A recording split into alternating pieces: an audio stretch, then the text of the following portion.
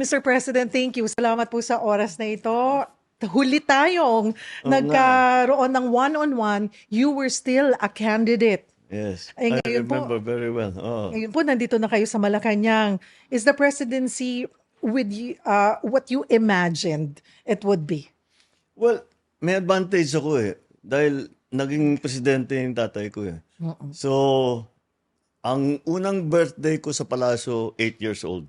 So mula 8 years old, napagmamasdan ko na yung aking ama. At saka, kung ano yung ano yung trabaho ng Pangulo. And kahit papaano, at even tumagal kami rito na hanggang I was about 28, 29. So nakikita ko talaga kung ano yung actually nakikita ko na kung gaano kahirap ang trabaho at ang malalaking sakripisyong kailangan gawin.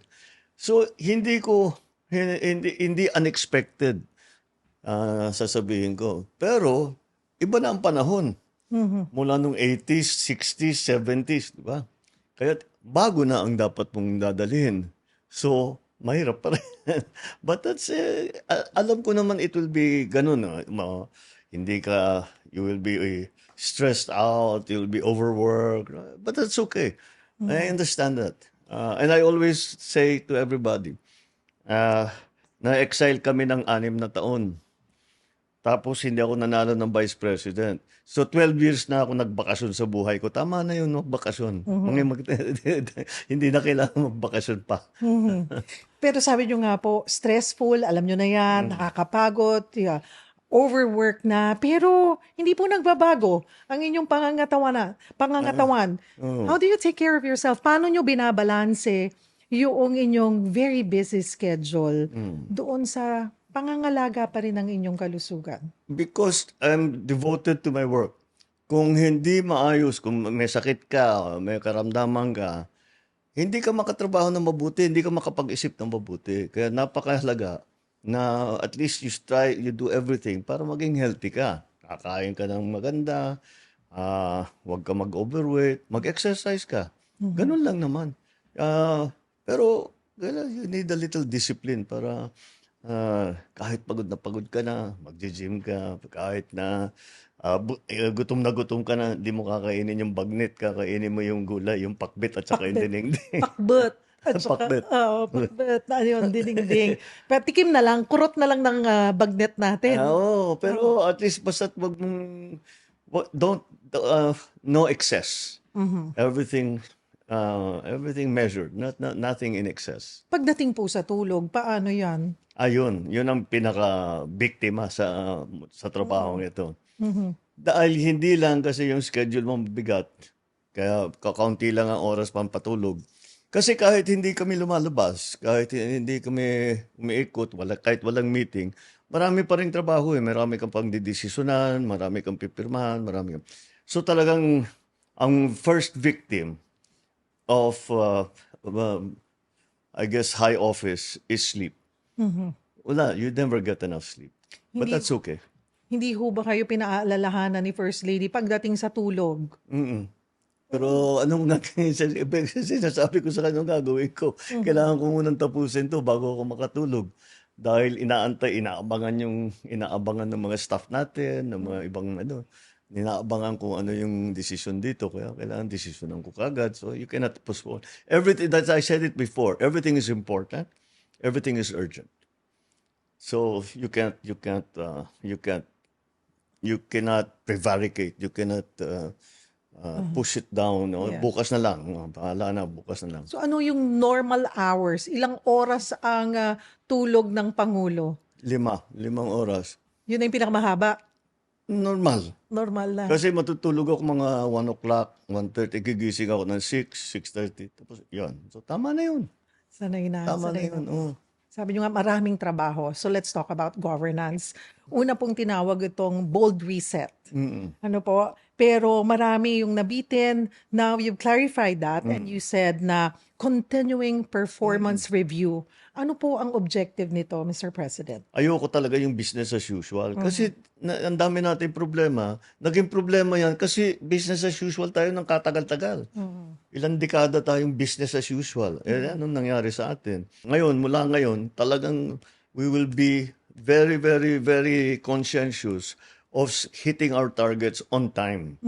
And that's the important thing. And that applies not only to the very big legacy projects, yung malalaking transportation project, yung malalaking agricultural project, yung malalaking project. Hindi lang yun. Kung hindi, yung mga maliliit na bagay na dapat pagka naglalakad ka, may nakita kang ba't walang basurahan dito? Dapat lagyan ng basurahan. Bakit yung hagdan hindi maayos, madulas, baka may masaktan? Bakit yung escalator natin hindi gumagana? Paano aakitin ng mga matatanda yan? Ayusin mo yung mga bagay na gano'n. Bakit nag-aantay sila ng gano'ng katagal? Kagaya ito sa San Juanico. Nakita namin, nag-aantay sila 3 araw doon sa bago makatawid. So those are the things that we still have to pay attention to. And that's every day. Every day yun. Hindi mo pwede sabihin, naayos ko na, tapos iiwanan mo. Kailangan balik-balikan mo. That's why you're on probation. Yes. Because it's an ongoing assessment. You said that the entire government is on probation. Yes. So warning yan. Parang pagbibigay warning na hindi ka pwedeng, sabi nyo nga, business as usual. In the military, kapag sinasabi, ito yung gagawin mo, pag hindi mo, anong nangyari? Hindi ko nagawa kasi ganyan, out. You're relieved. Next. And that's what we should do. We have to be very, very strict. Look, kahit kaibigan kita, mahal kita at lahat, pero hindi mo nagagawa yung trabaho eh. Hindi naman ito tungkol sa pagkakaibigan o pagmamahal natin sa isa't isa kung hindi para sa serbisyo, para sa tao. Puntahan ko po yung umikot kayo ng Siquijor, sumakay kayo ng MRT, alam nyo, punta pa kayo ng palengke, yung huli kong napanood din, alam nyo, aware kayo. Kita nyo yung haba ng pila sa mga government hospitals, yung mga outpatient natin. And kumbaga nakita nyo yung realidad na pinagdadaan ng ating mga kababayan. Ito po ba ay part of your governance talaga, na talagang, teka, bababa ako, tignan ko nga, talagang gusto ko, mas madaling mapatakbo ang bansa kung talagang nandoon ako, lalapit ako, bababa ako sa mga tao para maramdaman kung ano yung nararamdaman nila. And maybe it's easier to think of something or to think of the solution kung paano mapapagaan ang buhay po ng bawat mamamayan. At any level of government, it's very different to receive, makatanggap ka ng report na sasabihin, natapos namin yung project, ganito yung ginastos namin, may picture na maganda. Pero pag pinuntahan mo, iba. Iba talaga. Totoo pala yung report, maganda yung report. Alam mo na, yung taong yun, hindi nagsisinungaling sa'yo. The other side is, binuhala ako nitong mga lokon to. Alam mo na, eto hindi reliable yan. Maghanap tayo ng iba. So it's still important to go and see things for yourself. Because it's, of course you read all the reports, no? But that's not the iba-ibang accuracy rating ko minsan. May nangyari na po bang ganoon? Dami Uy, na. ganda ng report. Okay, sige nga. Tingnan natin. Marami. What do you do about it? Like, look, if it's important. dun sa official na in charge na, bakit ganitong report nyo pero iba yung realidad? Kapupuntahan mo nga. Uh-huh. Sabi, kung hindi ka nakakasiguro, halimbawa, may report, napakaganda ng lahat. Pero may kaibigan ka na tiga doon. Sabi, boss, hindi totoo yan. Hindi nila natapos.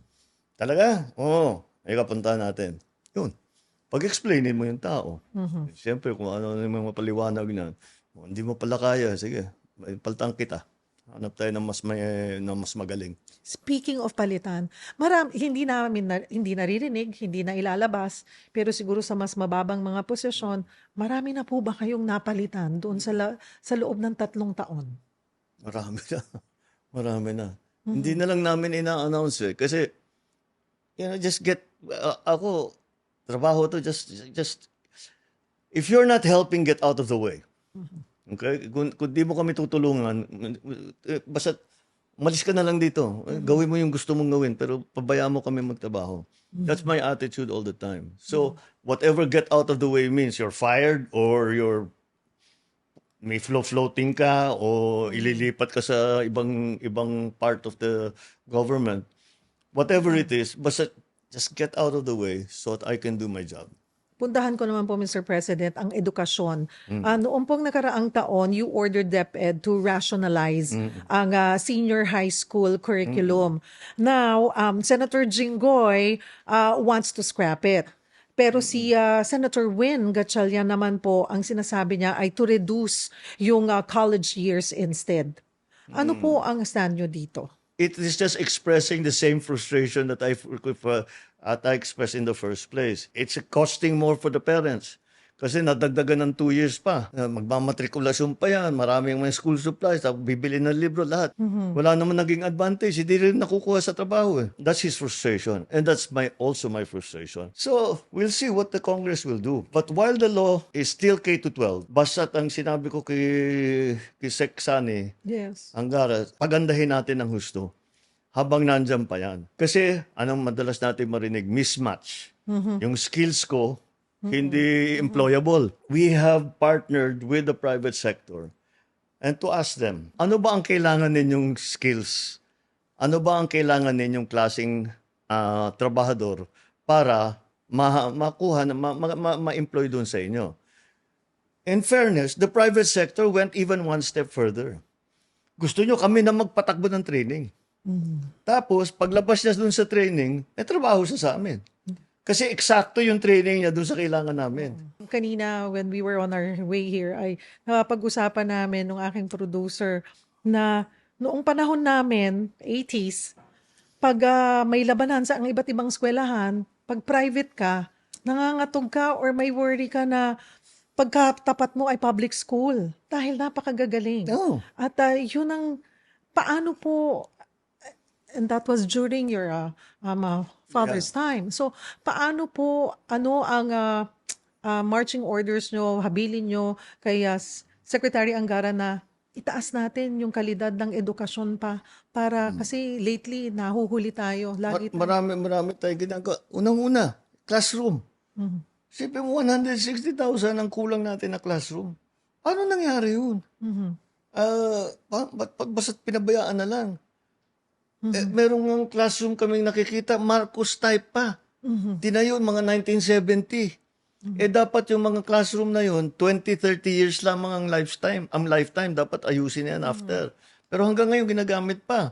Pinabayaan talaga ang education. That's what happened. We have entered into a program to rebuild and to build more school buildings. Ginawa na namin PPP. Kasi kung gobyerno lang ang gagawa, kakaunti lang ang magagawa natin. But again, in fairness to the private sector, very cooperative sila. Naglalabas talaga sila ng pera. Very willing sila na tumulong. Basta't you support the teachers. One of the things that we did, binawasan natin ang kanilang administrative duties. Then we hired many more teachers. And then we have put in place a program for the retraining, re-education of our teachers. Magpapasukan na ulit, Mr. President. Siguro po maikling mensahe na rin para sa ating mga mahal na guro. I always say, the public school teachers are the hardest working public servants in the whole of government. Magalit na sila lahat sa akin, but I believe that. They really are the most busy. Ang daming ginagawa. Kahit wala na sa job description nila kung ano nila ginagawa. We have to support them. Kaya ang ating mga guro, asahan ninyo dito sa administrasyon na ito. Kayo ang pinupuri namin. Kayo ang nagbibigay ng dangal sa ating educational system. Tutulungan namin kayo hanggat maaari para yung ating mga kabataan na minamahal natin lahat ay maging magaling, maging matalino, at maging marunong. Puntahan ko po ang malapit sa sikmura ng lahat ng mga Pilipino ang 20 pisong presyo po ng bigas. Paano po nagagawa ito ng gobyerno? There is a lot. Maraming factors ito. That's why I'm so confident masabi sustainable.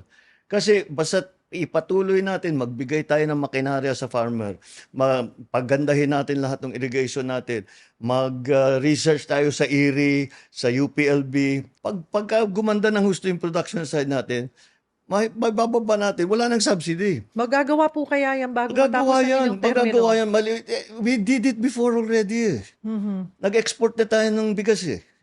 So why not do the same thing again? It's really, you help the farmers. Ang kinakatakutan ng iba, Pag masyado nang mababa ang presyo ng bigas, paano naman yung mga magsasaka natin? Yun po ang sinasabi kasi yung Oo. mga ang gusto nila, ang mga farmers natin ngayon, dinadala talaga sa NFA ang mga palay nila dahil nabibili daw po ito ng mga 17 to 18 pesos. Kung di po ako nagkakamali. Sa mga traders, sa private, ay nasa 11 to 12 pesos na talagang kaya ayaw nila. Paano nyo po tinutugunan or tutugunan yung ganitong problema na hindi rin makawawa o malugi ang ating mga magsasaka? Napakahirap na maging magsasaka. Ang hirap na buhay yan. Ang bigat ang trabaho niyan. Nauubos tumatanda ka na maaga dahil sa nagsasaka ka. We have to support them. So, kahit ano pa ang mangyari sa presyo ng bigas na ipinagbibili natin sa mga palengke, hindi natin ibababa ang buying price ng NFA. Never bababa yan. Sa kadiwa ng Pangulo, available po ang 20 pesos na bigas. Pero ang apela po siguro or paabot ko na rin po sa inyo, Mr. President, na sana mas madami daw na kadiwa stores o kadiwa ng Pangulo ang nasa kanilang mga lugar. May mandate na po ba tayo na kung parang pwedeng health center yan, damihan nyo ng ang mga kadiwa stores? Let's go further. Sa ngayon, we are providing the volumes that are sufficient for 51% of our population. Hopefully, we will bring it up to the point that bigas for all. It will all be 20 pesos. Hihintayin natin yan, Mr. President. Pareho tayo. Puntahan ko po ang inyong pagkakatalaga kay bagong PNP Chief General Si Torre. Personal choice niyo po ba yun, Mr. President? In terms of the police, isa lang ang iniisip ko, that people are safe. Now, it's like Caesar's wife. You're not just safe. It's not sufficient that you are safe. You must feel safe. Even if the statistics are telling you crime rate is down, drug seizures are up, that's not enough. People should feel comfortable to walk in the night around their neighborhood, that they can send their child to the sari-sari store. Yun ang kailangan. Kaya ginawa namin, and I saw si Nick Torre is effective at that. Very soon after he assumed the position of Chief PNP, we instigated already this new program of Cops on the Beat. And nararamdaman na kagad. Ano pa po ang inyong marching orders kay PNP Chief General Torre? We still have a drug problem in this country. Siyempre, pumapasok pa rin yung sabu. Sabi ko, continue pero yung hulihin niyo yung malalaki. At saka puntahan ninyo yung kung saan pumapasok. Yun ang isara natin. Sinabi ko sa Coast Guard at saka sa PNP, bantayan na ninyo kasi ayokong bumalik sa merkado yan.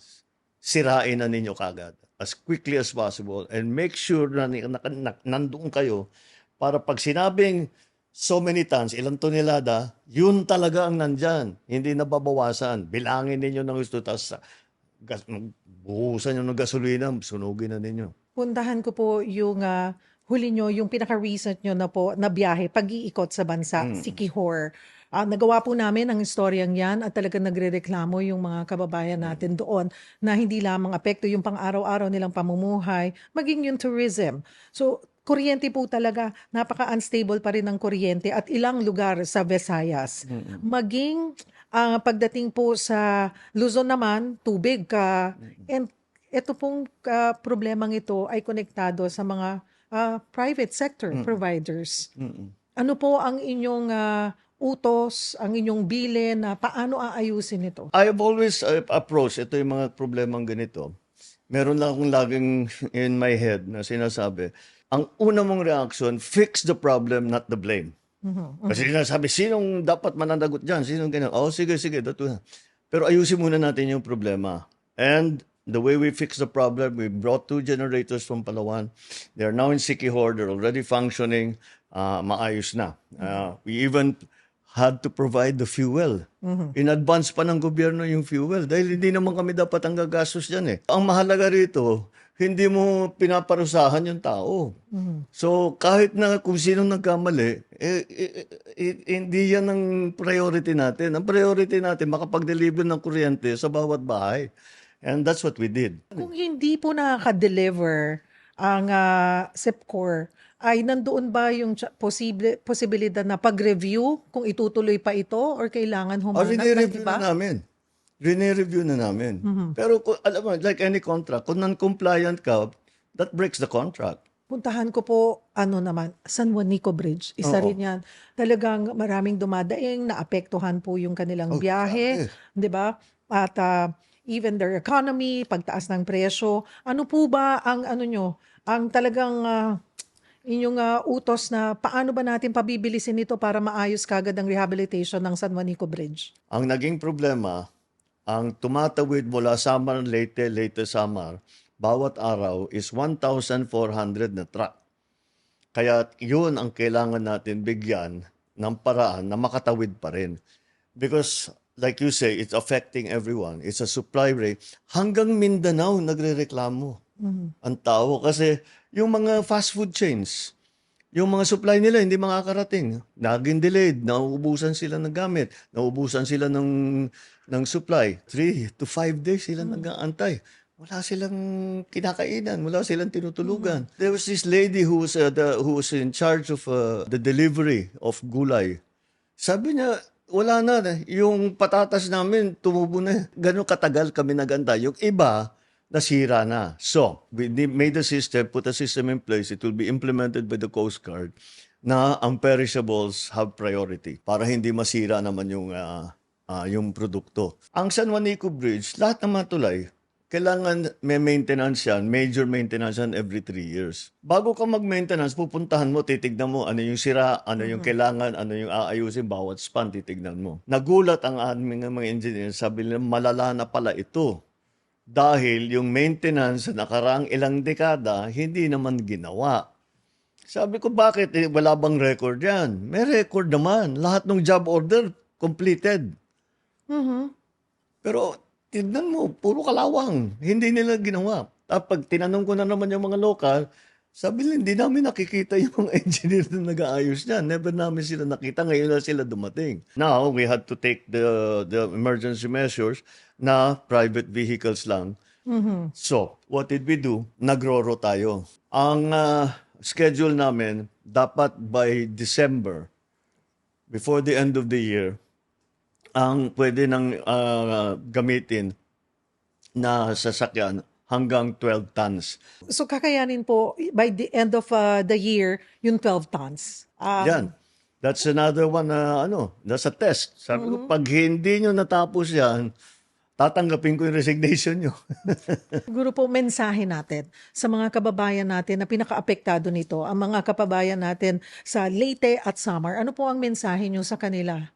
Well, sorry na nangyari ito. At alam ko yung nararanasan ninyo, nararanasan ng ating mga transport operators, ang nararanasan ng ating mga negosyante.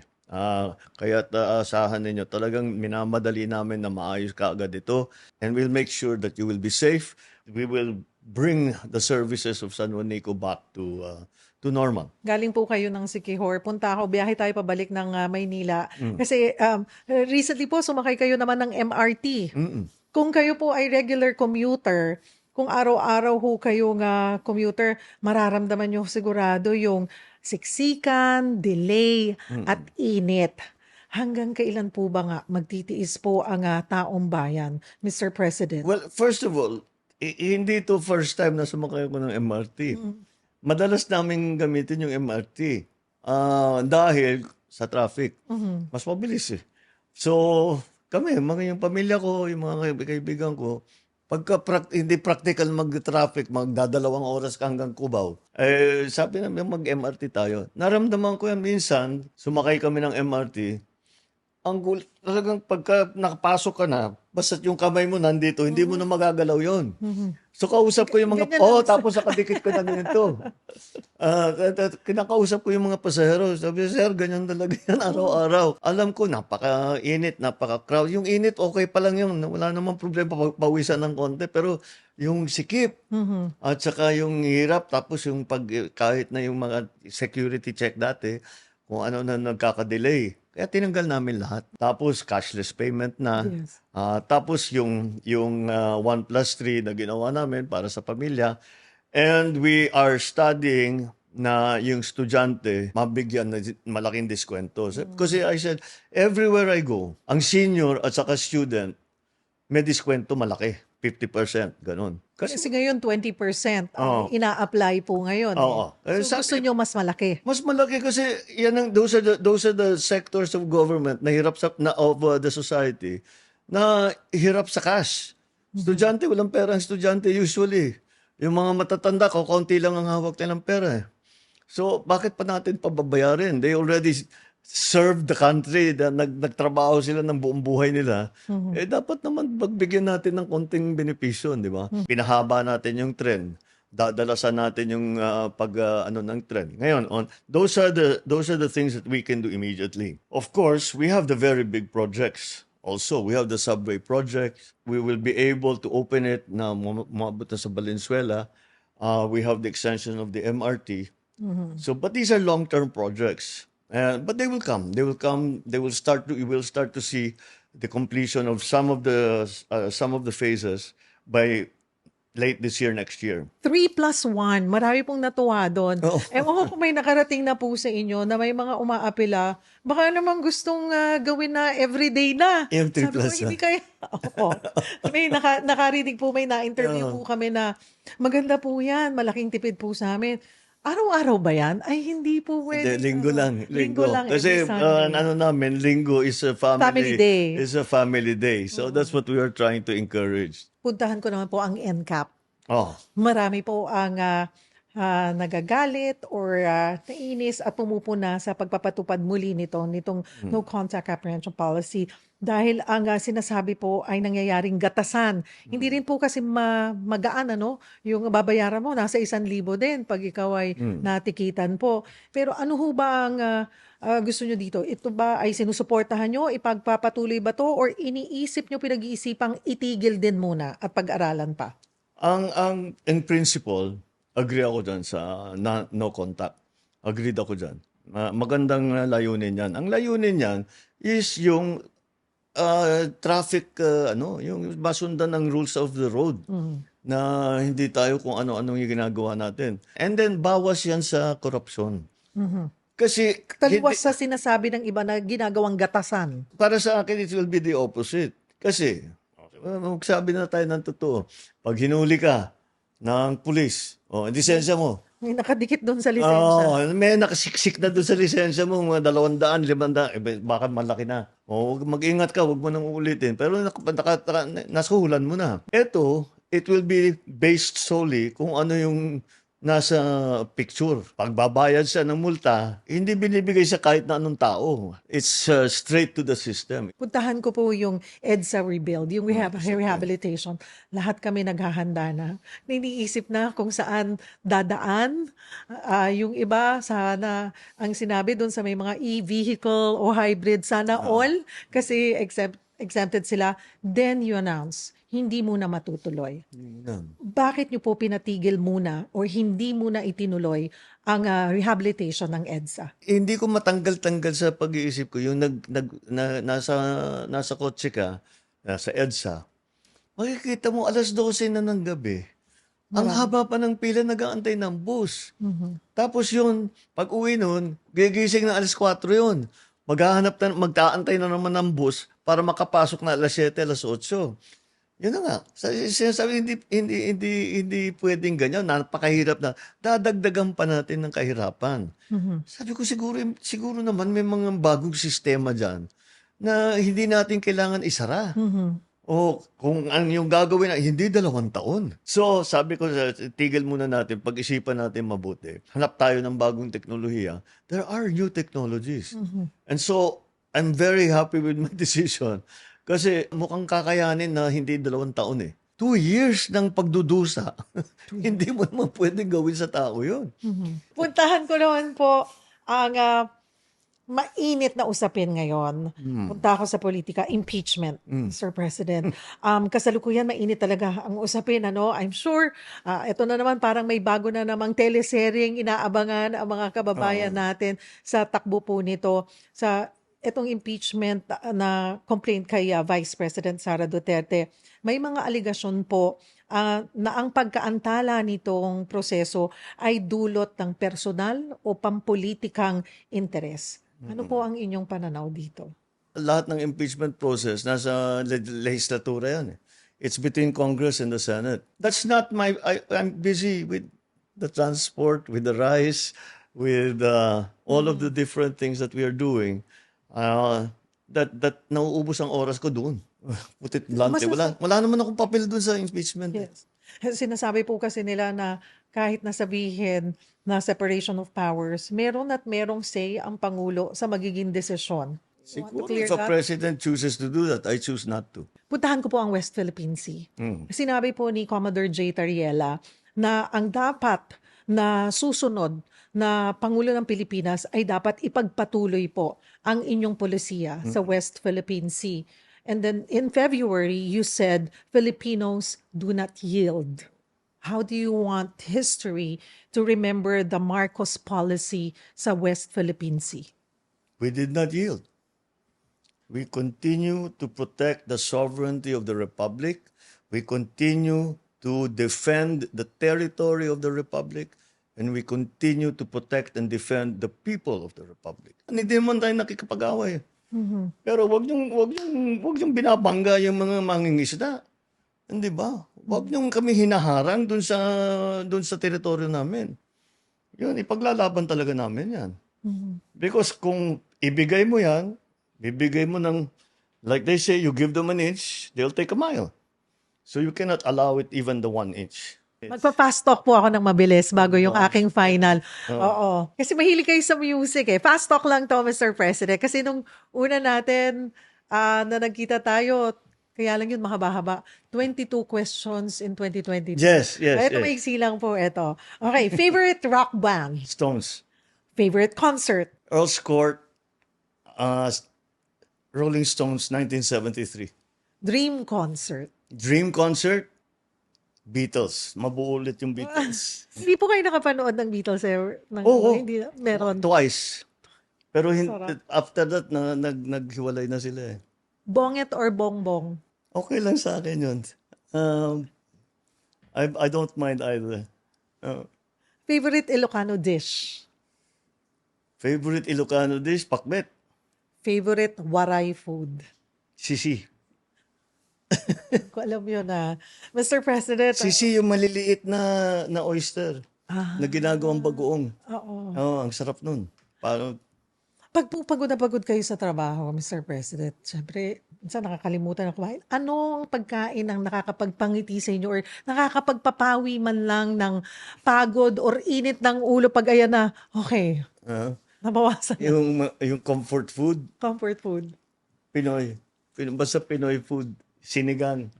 Kahit nung nasa abroad ako, yun ang hinahanap ko lagi, yung asim-asim na sinigang.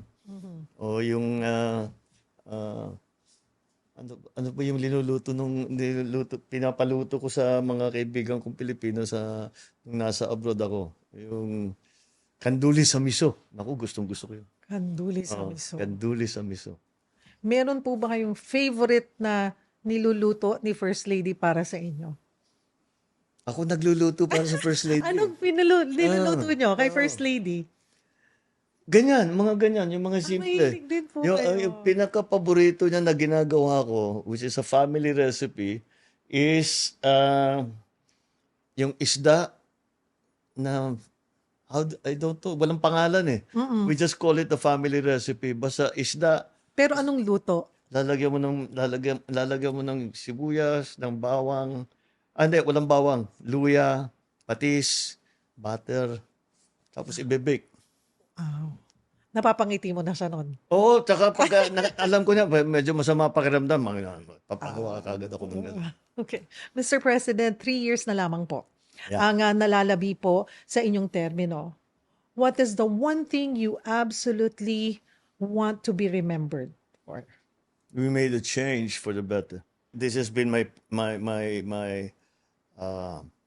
guide in all the positions I've taken.